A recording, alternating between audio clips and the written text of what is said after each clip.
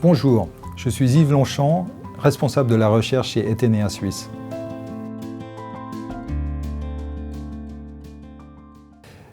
Les programmes de quantitative easing faussent les prix de l'ensemble des papiers valeurs. Dans une économie de marché, les prix jouent un rôle primordial. Ils agrègent l'ensemble de l'information qui provient de la demande et de l'offre. Dans une économie de type communiste, les prix perdent de leur valeur puisque ce qui est produit dépend de ce qui a été planifié.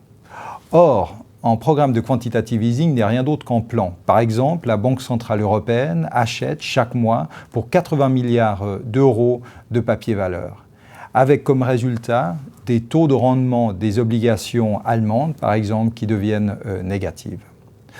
Or, les obligations allemandes jouent un rôle particulier parce qu'elles sont équivalentes au taux sans risque. Et si le taux sans risque est biaisé, alors l'ensemble des marchés financiers ont une valorisation qui est biaisée. Combien de temps est-ce que cette situation peut durer? À notre avis, elle peut durer aussi longtemps que les banques centrales conservent leur crédibilité. On pourrait observer 3 symptômes qui marqueraient la fin de cette crédibilité. Premièrement, ce serait de voir une augmentation des rendements à terme des obligations d'État et une divergence de ces rendements.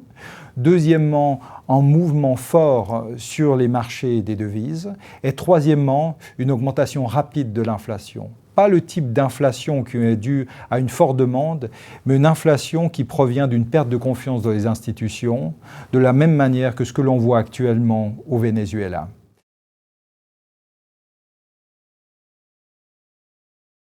Pour se protéger contre ce risque, une position en or semble intéressante.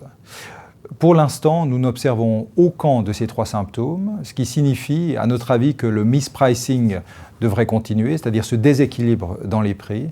Et ça consiste en des taux de rendement qui resteront bas sur les obligations d'État et des prix des actions qui resteront élevés. Au revoir et à bientôt.